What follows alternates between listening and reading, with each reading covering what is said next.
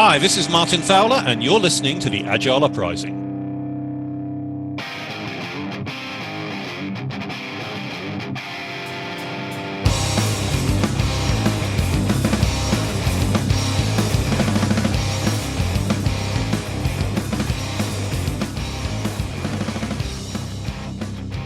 Hello, everyone, and welcome to another edition of the Agile Uprising podcast. I am one of your hosts today, Troy Lightfoot, and with me I have Andy Cleff. Hi, Andy. Good evening. And Mr. Andrew Leff. How you doing, Andrew? What's happening, gentlemen? Well, today, what I love about this podcast is these guys have no idea what we're about to talk about. I've actually sprung this on them as a surprise. But if you have clicked on this, you actually know somewhat what to expect because it's in the title. So let's get started. I know. So get your jazz hands ready, Leff. Get them ready. Warm them up. Okay. Product management is all about managing risk, different types of risk, right? So, for example, you have the risk that what you're investing in is not going to work out. That's a huge risk, right? You have the risk that people won't use the thing you're building, right? That's another type of not working out. You have the risk of delivery, right? So, for example, you have to manage timelines and dependencies and these types of things. That's a risk, right? All right, I'll open it up to you guys. What other types of risks do you think product managers have to deal with? Cost, finance, Yeah, headcount, value realization, ROI. Right. Yeah, that's a good one. ROI, perfect, Leff, actually. So you implied that. I'm going to have one more. Yeah. Politics, yeah, that's a big risk, right? So to me, product management is really all about risk management. If you think about it, different types of risk, right? And so how do you de-risk yourself? That's really a question. How do you manage the risk, right? So one of the biggest risks that product managers face is ROI, because that's just the nature of what everything we do, hopefully, is some type of investment. If you think about it, right? So you're investing money and people's time, which is also money, and resources and equipment and everything else, into doing something to get some type of return. Otherwise, you wouldn't do it, right? So that's one of the largest risks, is that your return won't be what you think it will be, and two, that your investment might actually exceed your return, right? That's one of the biggest risks that you face. So my question is, and this applies to a lot of people think about product management from only an outside-in perspective. Like you think of the typical product manager, someone that's dealing with end user customers, right? Doing releases, product. They think of big tech, social media, that kind of product stuff, right? But there's also internal products, right, that people develop, right? Even internal products, you need an ROI for everything you're doing, right? You have to manage that. So it doesn't really matter if it's internal, or external. The context matters, but ultimately that part doesn't matter. Okay, so the question is, gentlemen, and I'm preaching to the choir on this one, but let's just walk the audience through it, right? Just the thought process, because I'm getting to a point, but I need to land it, is what I'm saying. I need to get the setup. So do we know what the value, unless you have a signed contract, that's the only caveat. Do we know what the value of something is before you build it? without the signed contract? No, Correct. it's a guess. It's a guess. Right. An educated guess, a hypothesis, if you're being scientific about it. Otherwise, It's just a bet. Right. So you don't know it, right? That's the idea. Now, you can do a lot of analysis. You can spend a ton of money in discovery, spend millions of dollars in discovery, but ultimately you could be wrong, right? That is true. I mean, that's just true. And there's millions of cases of that. Yes, go ahead. So you brought Steve's name up, and I'm curious because he's not here. Should one of us play Steve? Should one of us know Steve's position? I'm going to bring it up in a second. Yeah, I'll call bring in. it. Call in now. 1-800. I love Steve. So this is not. I didn't record this doing that. I just thought it was a good discussion point. So, but anyway. Yeah. Okay. So ROI value. It's all right. a guess. It's a so bet. the return. So if you think about the ROI equation, right, the return is actually unknowable. It's guessable, but it's actually not knowable. To say you know it is to say you can actually predict the future, which you cannot. It's not deterministic, is what I'm saying. So there's many, many possible outcomes when you make an investment, what the return could be on that thing. That's number one. Number two is because it's unknowable, it's very difficult to predict what it even will be. Obviously, there's ways to predicting, but again, it's difficult. I'm a little confused, and it could be the hour or the alcohol. Go ahead, please. Go ahead. Unknowable in prospect, right? But once hopefully you're collecting some data that tells you if your gamble was directionally correct or not. So that shrinks the unknown in a sense. Sure. So let's say that you come up with a new feature, right? For your product. And that feature you think is going to make you over the lifetime of that feature $10 million. And you've done a bunch of analysis, maybe financial analysis, customer analysis, so you think that. And so some practitioners out there who might love something like cost of delay might be students of Ryerson, will draw this lifetime profit curve. They'll put $10 million. They'll come up with all this stuff, right? Yep. All right. Now, do you know that you're going to make $10 million when you write that feature? No, you don't. Okay. Nope. So it is a guess, to be fair. Now, so if you think about the ROI, there's the return part, and then there's the investment, which is denominator, right? Mm-hmm. So while the return is actually unknowable, the investment is controllable. So one way of thinking about it is it makes sense to think about controlling your investments from a product management perspective, because that potentially maximizes your ROI. So this is a long way of getting to saying that thinking about people that say outcomes over output, I believe that is like how should I put it? That's the wrong way of thinking about it, actually. Ooh, I want to jump in. Ooh, I want to say something. I'm excited now. Yes. So all right, now we know the title of the show. I think, and I've been chomping at the bit since I saw the title, and we might be aligned on this, Troy. Okay. Yeah. I don't think it should be versus or this over that. I think you have outputs and outcomes. Outputs, right, are immediate.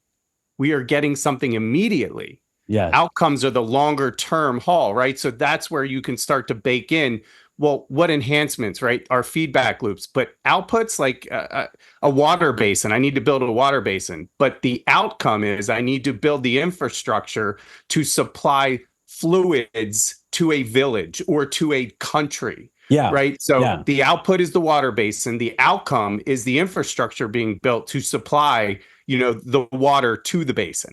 Yes. So I love it, Leff. So let me get to my main point that I was trying to make up in this text conversation.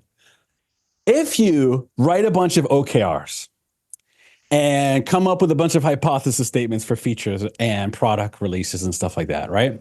And then you go to a 3 or 4 day planning session, and then you have to manage a bunch of dependencies, and it takes you 2 or 3 of those planning sessions, which is 6 to 9 months, to even learn whether any of those hypotheses are even somewhat correct, even if you're on the right track for that, right? Then is it really, you're doing yourself a disservice by thinking you're outcome based when you're really not. To be outcome based, you actually have to have a lot of quick and fast output. Okay. So in order to maximize your ROI, you need to focus on output. That's the key. In the short term. All the time. All the time. Yeah, because the only way that you can realize any outcomes is 2 ways. One, by learning, because you don't know what the value actually is. So you need to learn whether your hypothesis and your strategy is right or wrong all the time. And 2, the market changes. And 3, there's the actual getting the value of what you're delivering, right? So going back to, as you both know, I'm a pro combine trainer, so my life lives and breathes like flow stuff, right? But go with me. If you think about it as a proxy for investment, right? Something that's very easy to control. So the amount of time it takes to find out if you're right or wrong, to actually try to test out your ROI or to get return on that investment, either one of those things, the amount of time it takes is a type of an investment, because the time, what goes into the time equation? There's the salaries to analyze, hypothesize, analyze, do discovery, develop, test, deploy, operations. All of that for that idea, right? That costs a lot of money, especially at a higher level, right? So the amount of time it takes, there's a salary cost, there's an equipment cost. So you say, what's one type of cost for time?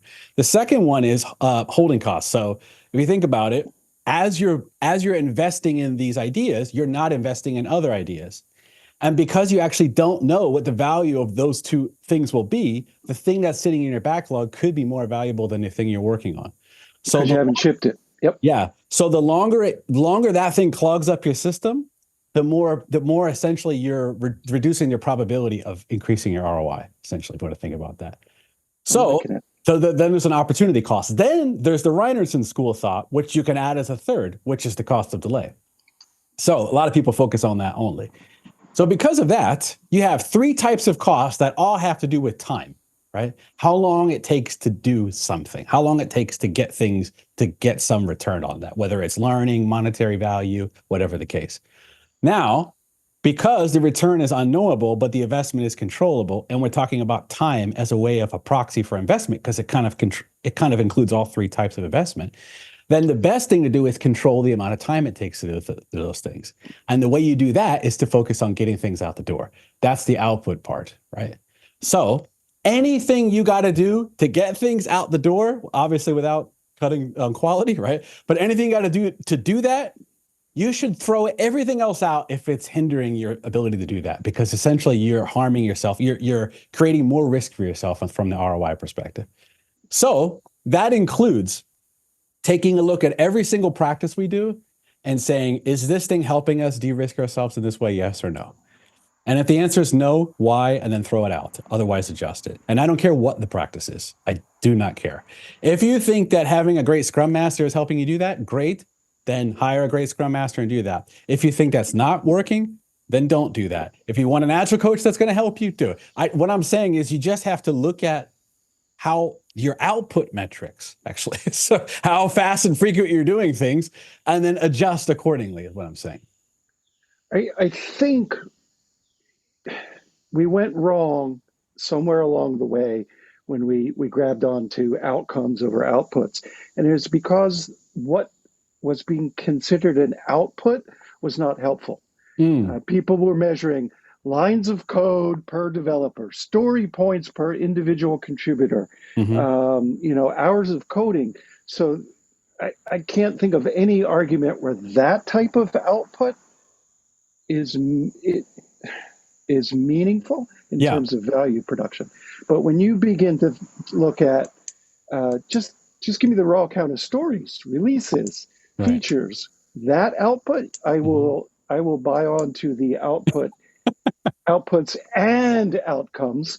That's the Leff core or the well, I'm going to hand it over to Leff in a second. I don't think it's over. I don't think it's one or the other. It's over in the sense of the only way that you can get to the outcomes is to focus mainly on the delivery side.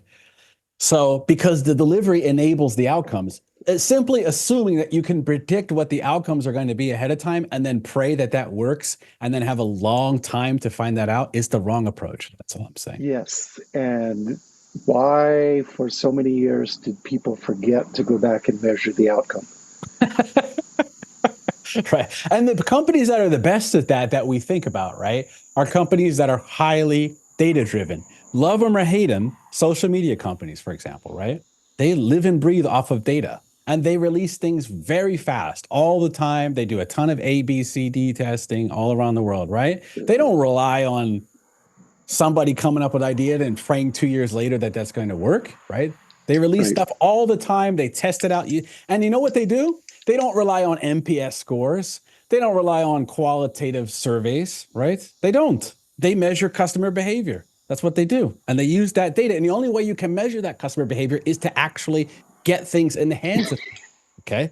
That's why the outputs are the focus. That's why I'm saying it's more about shifting the focus to enabling that. And we have so many practices in the, now you got me on a soapbox. We have so many practices in the Agile space that really need rethinking when it comes to me, people don't even measure what I'm talking about point blank, right? They don't. They measure things like how many story points did you plan versus commit or some stupid velocity metric or whatever. And none of it translates to any actual real output metrics at all. Like it's nonsense. Agreed. So, yeah. There, Anyway, so go ahead. we'll give Leff a minute in a Yeah, minute. Leff, go ahead. But I think there are some people, Right. there are a limited number of people Yeah. that are measuring better outputs. Mm. The ones that have CI/CD in place can actually measure meaningful things. Sure, that's true. I mean, I don't deny that, but even CI/CD metrics like how long it takes you to do a build, or for example, right? I mean, that's nice, right? But really, we're talking about when you have an idea, when you commit to investing in that idea till you start getting the ROI on an idea. I'm talking about that time, ultimately. Yeah. Go ahead, Leff. What do you think? Yeah. This is, I swear, you all are triggering me with this conversation in a good way. In a good way. It's been an interesting week. So I think where things start to fall short is as we, are completely run by technology. Mm-hmm. There's a level of impatience. Outcomes take a long time to realize. Yeah. In corporate America, I'm going to use that scale, right? Sure. I think the product solution is much different at a smaller scale, right? It's much different. You have many less brains and bodies to deal with. So as we scale a product offering that deals with outcomes and outputs, or tries to, or just outcomes, right? Right. Financing. Right. The CapEx, OpEx conversation is huge. Mm-hmm. And it does not lend itself to an agile way of working. Right. So, for example, if I'm a product owner and my product is in-house, right? Mm-hmm. My customer is internal. Sure. I am all OpEx. Okay. That is not viewed as a benefit. Right. So who cares about the ROI? You're costing me money, period. So that makes it very difficult to be able to be outcome based versus output. I have to show that I'm producing something and quickly to prove my spend. Sure. So that's a challenge when we talk about, kind of the difference at scale. And I'll let you chime in here in a second, Troy. I just think that sure. We like to do these concepts because they make sense, right? Logic. Mm-hmm. But we are constantly challenged by the lack of logic in corporate America. You can't use logic. You have to constantly prove water is wet by running around with a bucket. And it sucks, man, because you just end up pissing everybody off. So how do we define this? I mean, I love this topic. Like, to me, this is like, we are not doing enough from a product perspective to create a product offering, to even understand how to break it down into outputs. What are we actually doing? Right? Are we fixing something? Do we have a problem we're solving? Is this just vanity? Right. So, and then quality. No, that's always a lagger, right? It's always, we talk about it, but what are we truly doing? We're just putting more debt into our bank account, right? Right. With our tech debt, we're adding to it because we're not really, we don't understand our current technology in a way that, or it's too fragile. I'm so tired of fragile code. I swear, it's, it's ridiculous. Yeah. Every system's designed to get the results it gets. I say that quote, I'm going to get it tattooed on my forehead because literally it's so true and so relevant. We're designing everything and we're getting these results because it's the way we've done it. Right. So I have a quote for you guys, and I want you to think about this quote. Let me know what you think. All right. I got to find it. So this is from, by the way, all of this really stemmed from, so last week I taught a class, my first time teaching this class. And it's really, what I'm talking about is really the essence of the class, actually. So it's fresh in my mind. It's really all about, it's called accelerating product value. That's what it's all about. So, and the reason, it's all about risk management for product management. Okay, so here's the quote, and this is relevant to the class. So this is from Annie Dukes, who's one of the most successful, most world famous poker players, pretty much of all time. She says, thinking in bets starts with recognizing that there are exactly two things that determine how our lives turn out: the quality of our decisions and luck. Learning to recognize the difference between the two is what thinking in bets is all about. So when I think about that quote, right, if you realize that there are two things that determine the success of what you're building from a product management perspective, right? whether you're making the right decisions and if you get lucky or not. Because at the end of the day, okay, both things are true. So if you realize that it actually takes a combination of smart decisions and luck over time, because the world is random, there's randomness all through the world, right? And you can't control all the variables, then how do you have to behave? How do you have to have a process that operates knowing to de-risk yourself? You have to be able to make good decisions, and you have to increase your probability of getting lucky. And if you only place one giant bet, you don't have a high probability of being lucky. Agreed. The only way you can get lucky is essentially place smaller bets, smaller investments. And if you think about time as a proxy for investment in that, then smaller amount of time. So that does two things. One, it increases the probability of luck. And two, increases the probability that you'll get good data to make decisions. So that's really what she's talking about and thinking about. So that's why, what do you guys think about that? I don't disagree. I mean, it's incremental. Yeah, is kind of, I feel like it's embedded in all our brains. We just, you can't. We used to do this in sales, right? Like you always wanted to go after the big whale, yet the guy that was going after the smaller fish was eating more often as opposed to the person going after the big whale, right? Like that's so. That to me is kind of along those lines. And I just don't. So what comes up for me when you just walked us through that quote is, I'm a radical thinker, which is why I'm not good at my job. So I think let's redefine your job. Yeah, right. I think that product managers and product owners, right, depending upon scale, give them all the money, have them spend the money with their team, and they're responsible and accountable for that spend. Here's $200,000 for this quarter. Go figure out what you need to do, right? It's the fund the teams kind of mentality. But if you were to do that at scale and really put the trust in the people that are leading product, I guess that creates the accountability, the spend, and the ROI factor, right? Because you're creating the accountability from a product design, delivery, and value proposition, which is a whole other conversation, right? How do you define value in corporate America? Right. Seems, but we will pause on that one. But so that to me is like, if you take away the finance piece of things, can you truly think in a product mindset? Without having the overhead of finance. I love what you're saying, because imagine you had in your bank account personally $200,000, right? And you said, all right, I'm going to start a new business. Okay, I got $200,000 to do it. Are you not going to find out of your idea as worth anything until you spent all $200,000, right? Exactly. Of course you wouldn't.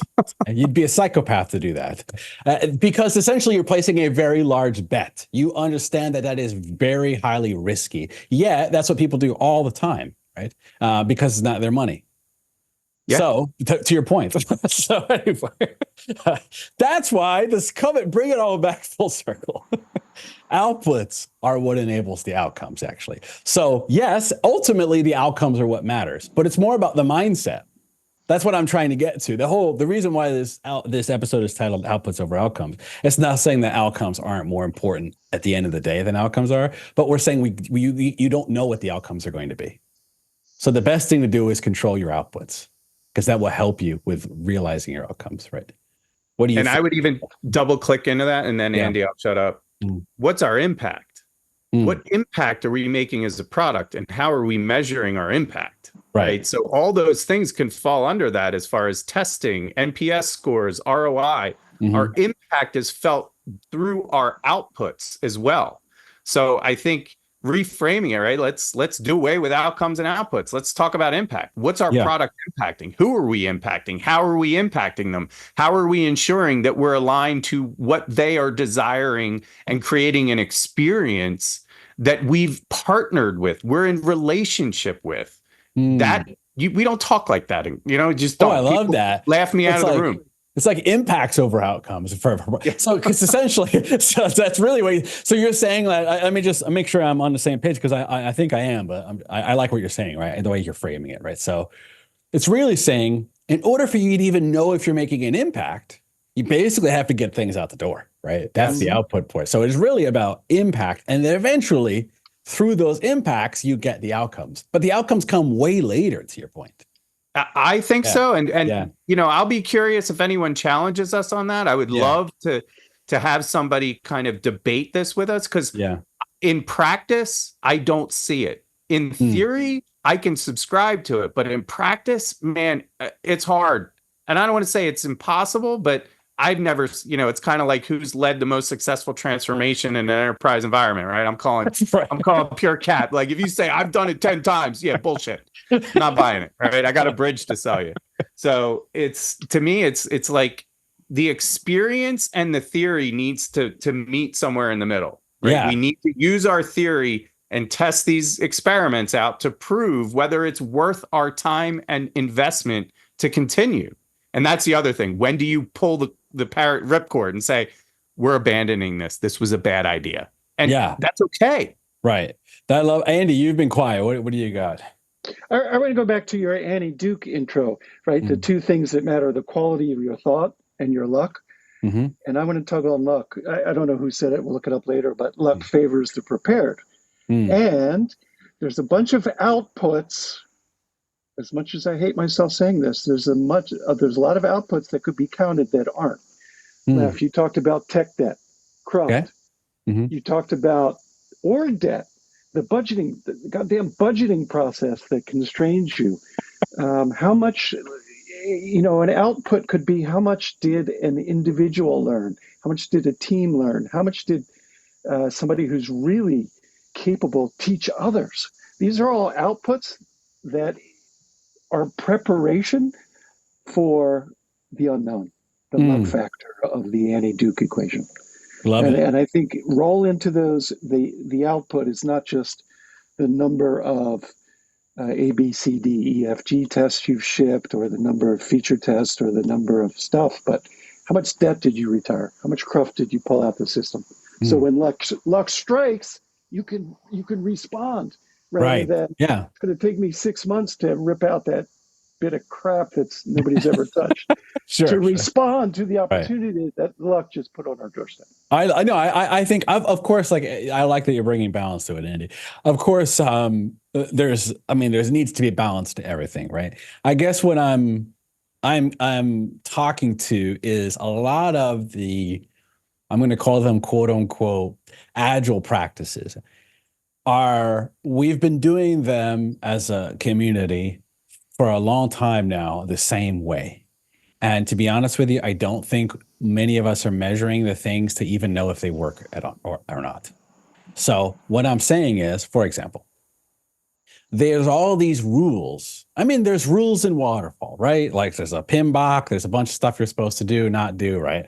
There's the same concept and it has nothing to do with the Agile Manifesto, to be clear.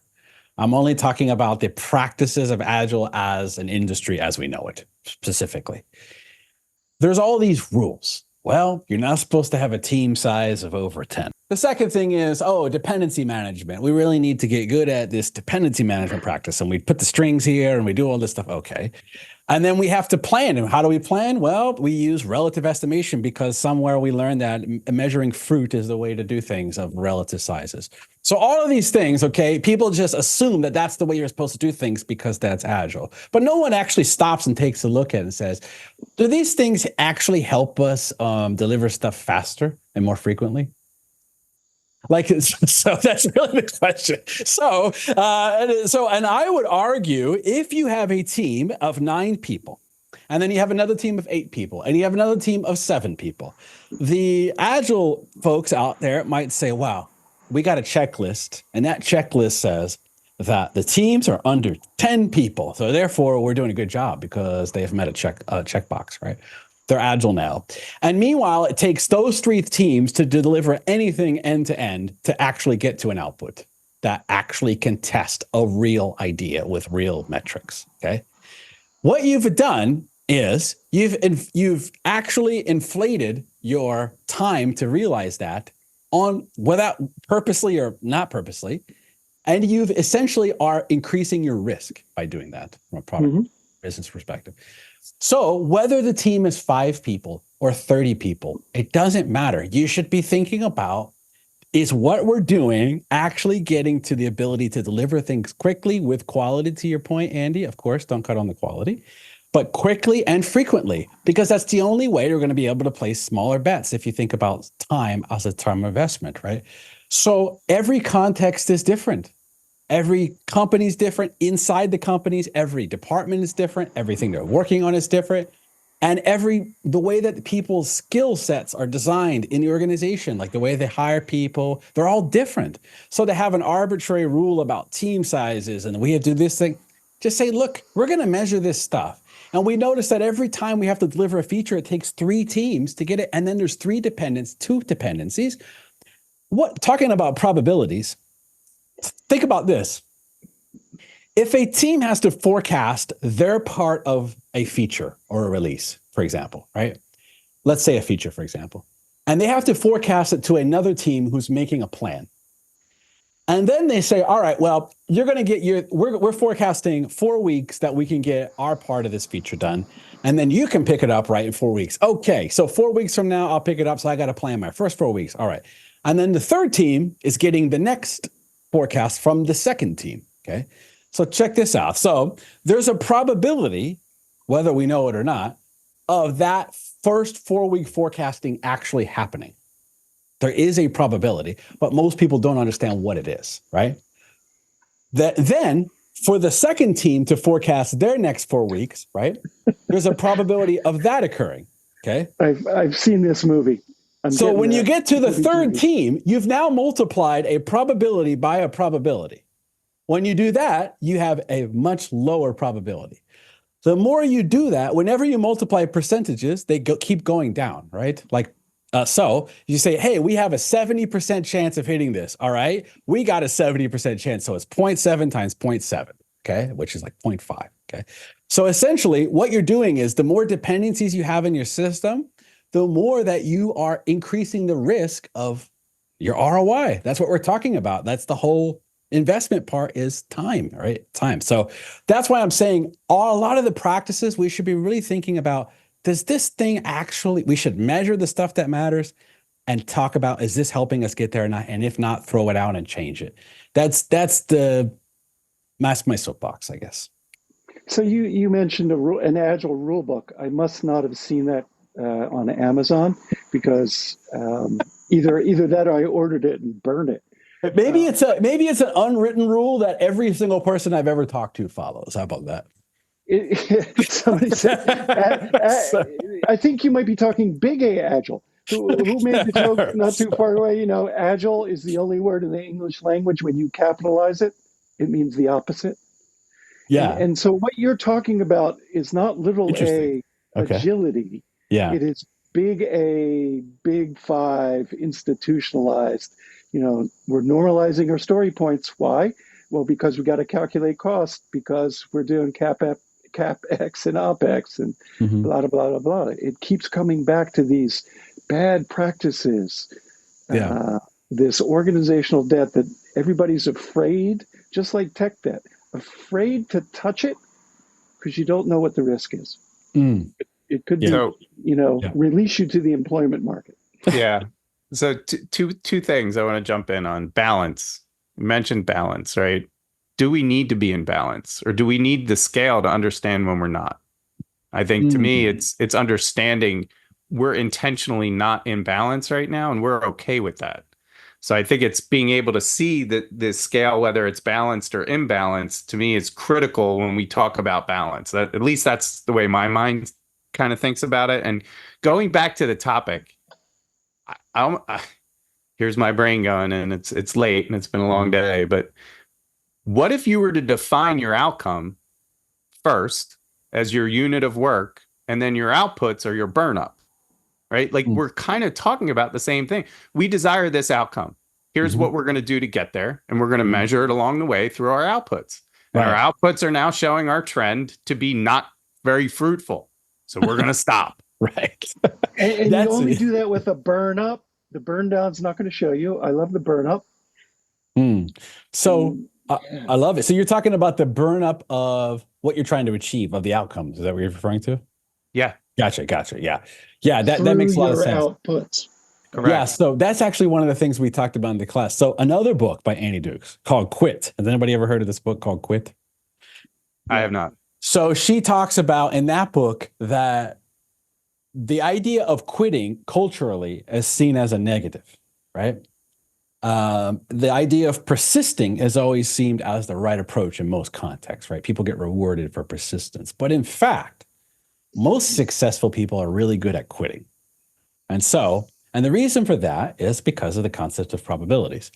And so she talks in that book about quitting criteria, and that before you do anything, you should always establish your quitting criteria. So if you have success criteria, you should also have quitting criteria. I love it. That lets you know that once we've reached this threshold, we need to stop doing it. Like essentially, that's the quitting criteria, right? So think about this. It's kind of like if you've ever traded stocks, right? You can have, it's been a long time for me, but you can have like a stop, right? So you can have a stop. You can put a stop in, and you can say, all right, if a stock is $10, I'm going to put a stop at $8, and I'm going to put a sell at $12, right?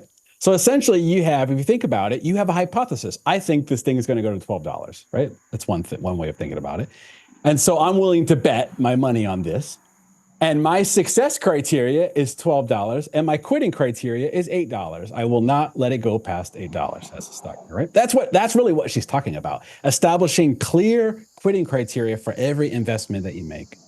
So that's take it a step further, and when so if you strip the financial piece out of it, when you talk about quitting, the relationship, for those of us have been divorced, we invest, we're persistent because we believe that's what we should do. And quitting, you nailed it, right? Historically we've been raised not to be a quitter. You don't quit. You stick it out. Yeah. When you're miserable, it's there. But why aren't we looking at that from a human aspect of saying, are we designing things in a way that can achieve or be achieved with people as opposed to no, right? Like quitting. Or have we created a bunch of babies where everyone's entitled, right? And everyone wants to quit all the time because we're impatient and just don't believe in anything anymore. Right. So that's the other thing is I think conceptually, I love where she's going, but from a human interaction standpoint, boundaries. We are not good as a human race in setting boundaries for ourselves. We're good at setting it for others, but for ourselves, I tell myself I'm not buying any sneakers this week. I've already bought 5 pairs. Right? So like that's kind of like the madness, right? Like we self-serve because there's certain things that we just want to do. So setting boundaries for ourselves is super hard. And that quitting kind of mentality, that's a hard boundary to set. I love it. So guys, I got one more quote to read, and a last quote, but let me, because I'm in it now. We're talking. Now you got me invested. She says that success, think about this. Success does not lie in sticking to things. It lies in picking the right things to stick to and quitting the rest. Now, when people quit on time, it will usually feel like they are quitting too early, because it will be long before they experience the choice as a close call. You know when you've quit too late. You know that inherently, when you can feel it, right? You're like, man, I should have quit, right?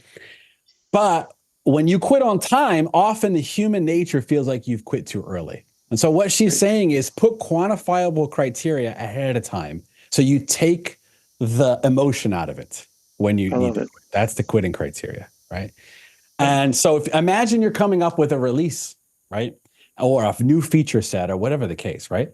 And you say, okay, this feature, we think it's going to make us drive user engagement or whatever the case by 10% or something like that. So, and what you're going to do is you're going to release that feature and measure that along the way and look at the data. And the then impacts. Right. And then the reason why we're doing that is because we have a bigger strategy, right? Maybe that feature is one feature of a set of features that's going to help us drive some new strategy, right?